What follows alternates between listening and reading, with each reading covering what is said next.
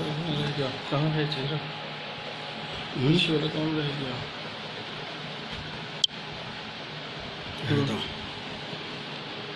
तो हम सभी लोग वर्तमान समय में विश्व के लिए एक गंभीर चुनौती के रूप में कोरोना महामारी का सामना कर रहे हैं। पूरी दुनिया इसकी चपेट में है और विशेष रूप से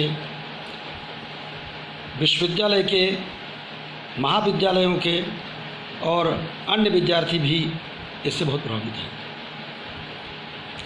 हम आज उन विद्यार्थियों के लिए जिनकी सूचना मैंने पहले फेसबुक वगैरह के माध्यम से देने का प्रयास किया था कि डॉक्टर भीमराव अंबेडकर जिनका जन्मदिन अभी 14 अप्रैल को मनाया गया, के राजनीतिक, सामाजिक और शैक्षणिक विचारों पर कुछ चर्चा करना चाहेंगे।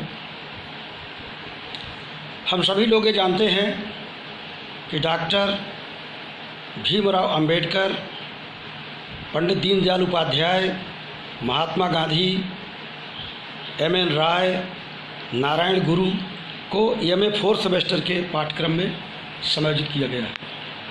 आज का हमारा जो वार्ता है, विमर्श है, वो एम.ए. 4th सेमेस्टर के विद्यार्थियों के लिए विशेष रूप से उपयोगी होगा। तो आज हम चर्चा करेंगे डॉक्टर भीमराव अंबेडकर के विचारों का एक संक्षिप्त विमर्श। हम डॉक्टर अंबेडकर की जीवनी या उनके शैक्षणिक जीवन के बारे में ज़्यादा चर्चा नहीं करेंगे, क्योंकि प्रायः इन सब बातों पर हमारे विद्यार्थी और जो प्रबुद्ध लोग हैं वो सबके प्रति जागरूक हैं, जानकार हैं। डॉक्टर भीमराव अंबेडकर का जन्म 14 अप्रैल 1891 ईस्वी को इंदौर के पास एक फौजी शिविर में, छावनी में हुआ था और उनकी पुण्यतिथि 6 दिसंबर 1956 ईस्वी को मनाई जाती है। हम सब ये जानते हैं कि डॉक्टर अंबेडकर का जन्म एक महार जात में हुआ था जो अस्पृश्य और अछूत मानी जाती थी। डॉक्टर अंबेडकर ऐसे पहले समाज सुधारक, संविधानविद और विचारक हैं जो अस्पृश्य जातियों के, अछूतों के उद्धार के लिए समर्पित थे। मेरे कहने का आशय कदापि नहीं है कि अन्य समाज सुधारकों ने अछूतोद्धार के लिए कार्य नहीं किया। इस क्रम में महात्मा कबीर, स्वामी दयानंद सरस्वती, महात्मा गांधी, पंडित मदन मोहन मालवीय एवं अन्य अनेक नाम हैं जिन्होंने समाज में, विशेष रूप से हिंदू समाज में जो यह अस्पृश्य प्रथा है, छुआछूत की परंपरा थी, इसका विरोध किया और सुधार करने का प्रयास किया। किंतु अंबेडकर का इन विचारकों से थोड़ा सा भेद यह है कि अंबेडकर का एक सूत्री कार्यक्रम था। अन्य लोग से गांधी का उद्देश्य स्वतंत्रता की प्राप्ति था, लेकिन अंबेडकर का एक सूत्री कार्यक्रम था कि अछूतोद्धार, अस्पृश्यता को समूल नष्ट करना। और उनकी मान्यता थी कि हिंदू धर्म में प्रचलित जाति व्यवस्था, वर्ण व्यवस्था,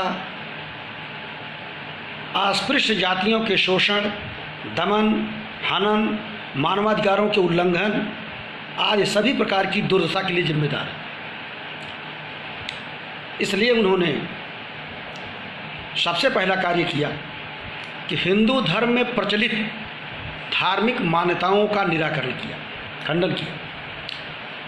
इस संदर्भ में सबसे पहले उन्होंने ईश्वरवाद का खंडन किया और कहा कि ईश्वर नाम की दैवी सत्ता के आतंक से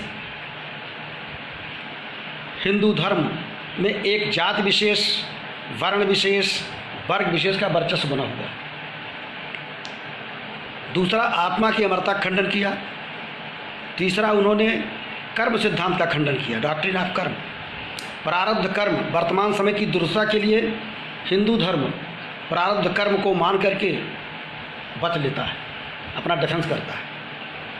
इसी प्रकार इन्होंने वर्ण व्यवस्था और जाति व्यवस्था का भी खंडन किया, कहा कि वर्ण व्यवस्था जो श्रम विभाजन के सिद्धांत पर आधारित है, ये जाति व्यवस्था से पूरी तरह से अभिन्न है, इसमें मुझे कोई गलतफहमी नहीं है। उन्होंने कहा कि जाति व्यवस्था ही अस्पृश्य जातियों के पतन, शोषण और दुर्दशा के लिए उत्तरदायी है, और न केवल अनुसूचित जातियों के लिए या अछूत जातियों के लिए, बल्कि हिंदू धर्म की दुर्दशा के लिए भी जिम्मेदार है। इसलिए उन्होंने हिंदू धर्म की कटु आलोचना की। उनका कहना था कि हिंदू धर्म आज तक कोई संगठित और प्रचारात्मक धर्म न बन सका।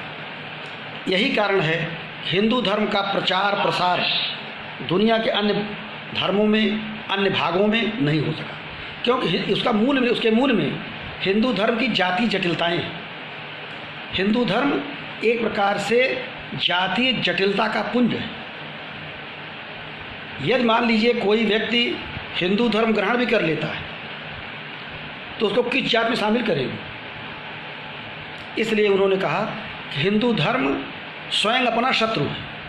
हिंदू धर्म अपने आंतरिक शत्रुओं से, जाति के शत्रु से स्वयं लड़ रहा है, संघर्षरत है। अतः ऐसे धर्म में रहने कोई औचित्य नहीं।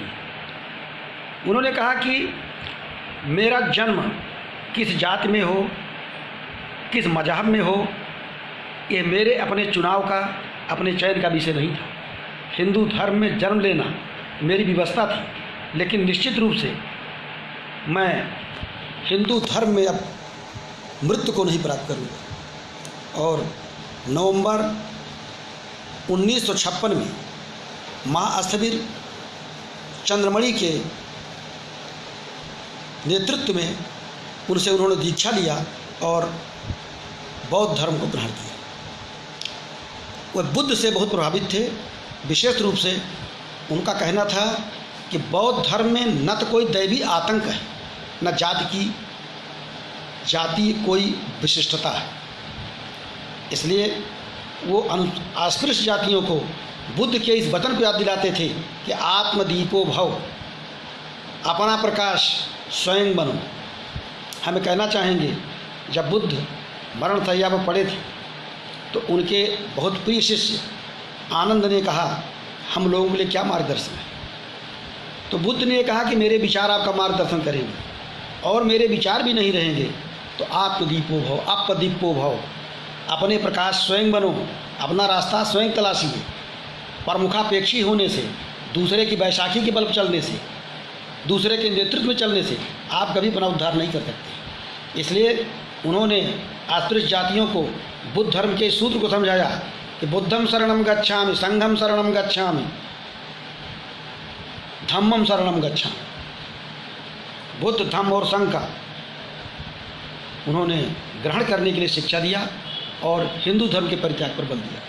किंतु मैं ये कहना चाहूँगा कि उन्होंने बौद्ध धर्म ही क्यों स्वीकार किया, वो इस्लाम में क्यों नहीं गए।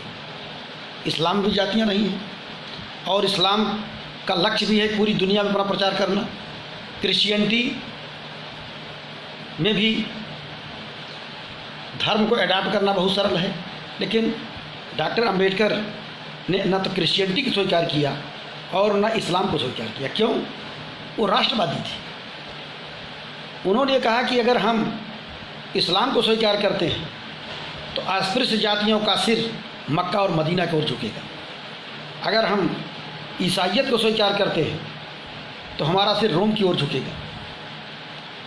बौद्ध धर्म के समस्त स्थल कुशीनारा, पाया, लुम्बिनी, क्या नाम से, बोध गया, सारनाथ, ये सारी बुद्ध धर्म की पुण्य भूमियाँ, तीर्थ स्थल भारत में। इसलिए उन्होंने भारत भूमि से बहुत गहरा लगाव होने के कारण बौद्ध धर्म को ग्रहण किया।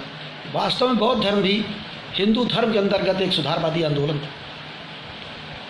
यही कटाक्ष डॉक्टर अंबेडकर का हिंदू धर्म पर भी था कि हिंदुओं को सुधार की ज़रूरत है, और इसी के विरोध में, प्रतिक्रिया में उन्होंने हिंदू धर्म का परित्याग करके बौद्ध धर्म को स्वीकार किया, क्योंकि हिंदू धर्म जाति जटिलताओं से ग्रसित था। तालाबों में, मंदिरों में अस्पृश्य जातियों पर प्रवेश रोक थी। उन्होंने इसका विरोध किया और अनुसूचित जातियों को लेकर मंदिरों में प्रवेश भी किया। तो इस प्रकार उन्होंने बौद्ध धर्म ग्रहण करने की शिक्षा दिया, और अस्पृश्य जातियों के लिए उन्होंने 3 सूत्र दिया। नंबर 1 का शिक्षित बनो, बी एजुकेटेड, बी ऑर्गेनाइज्ड, संगठित बनो और संघर्ष करो, डू स्टडी। कोई जात, कोई समाज बिना शिक्षा के, बिना संगठित हुए और बिना संघर्ष किए हुए आगे नहीं बढ़ सकता।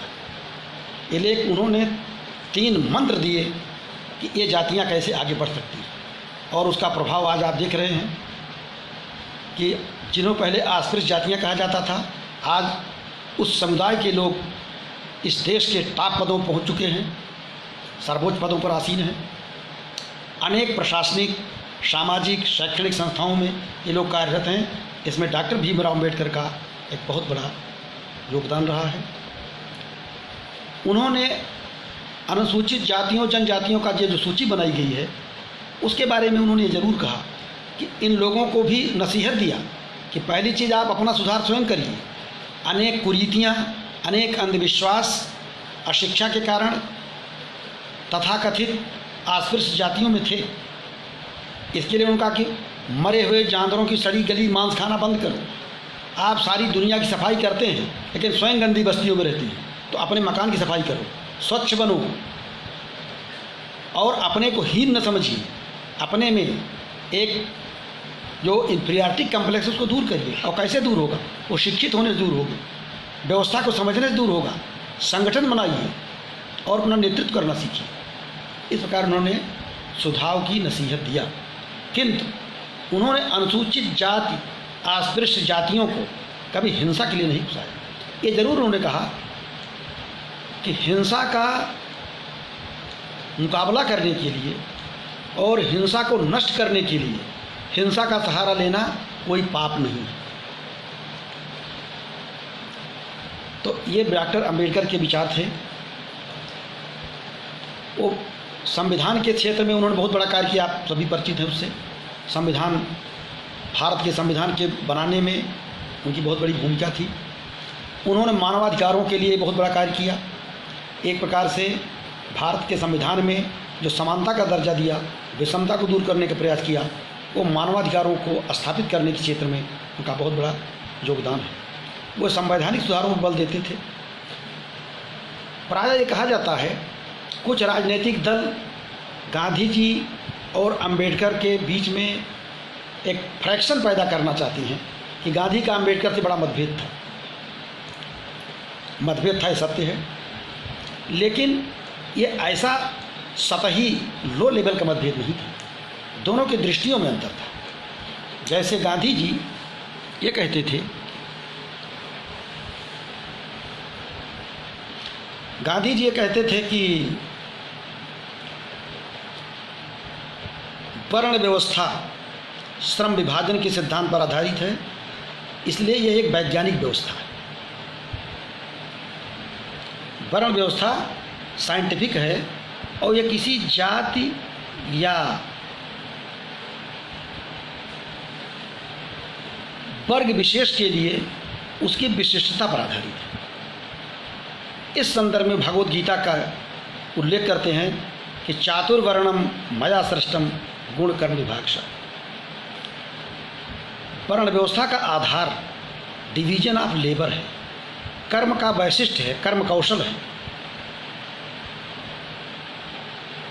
गांधी जी जाति व्यवस्था के भी विरोधी नहीं थे। उनका कहना था कि भारत में ये जातियां अनेक शताब्दियों से सामंजस्य पूर्वक रह रही हैं, इनमें फूट डालने का कार्य विदेशियों ने किया।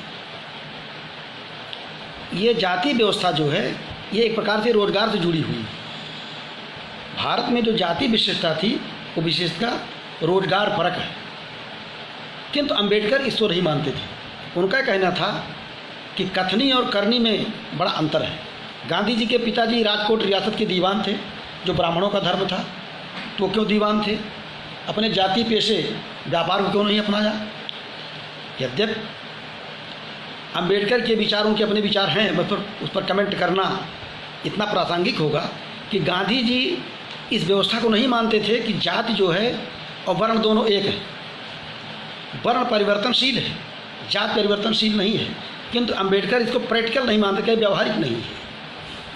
दूसरी बात ये थी कि गांधी जी भारत की जो व्यवस्था है, धर्म व्यवस्था है, वैदिक व्यवस्था है, वेद, उपनिषद, गीता, रामायण, महाभारत, इन सब को स्वीकार करते हैं।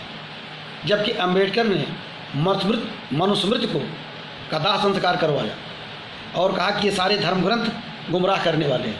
किंतु गांधी जी ने कहा कि रामायण और महाभारत, इन दोनों को ऐतिहासिक नज़रिए से देखने की ज़रूरत नहीं है, ये दोनों धर्म ग्रंथ हैं। रावण, कुंभकर्ण, मेघनाद, दुर्योधन, ये प्रवृत्तियाँ हैं।